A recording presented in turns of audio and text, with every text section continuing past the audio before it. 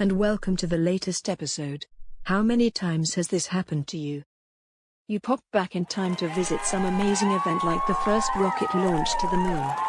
And you're desperate to tell someone about it.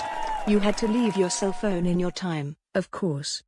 But all you find to make a call with is this thing. How does it work? It doesn't even have a touch screen. Don't worry. It's not hard. Here are the parts of the phone.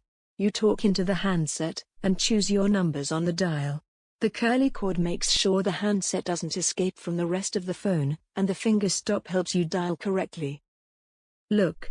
Here's a volunteer to show us how. Pick up the handset and place it against your ear, with the curly cord down. You'll hear a hum. That is called a dial tone. To call the number, put your finger in the hole of the dial next to the number you wish to choose. Don't worry. It won't bite.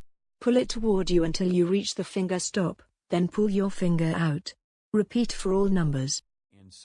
You already know how to talk on a phone. By the way, twirling the phone cord around your finger is traditional in some places. When you finish talking, hang up, or place the handset in the cradle. If you're angry, you could even slam it into the cradle for nice effect. So there you have it. Now you know how to make a call on a rotary phone. This has been Advice for Time Travelers, with Donelda Futura. Next episode, Men in Black. Bespoke? Or off the rack?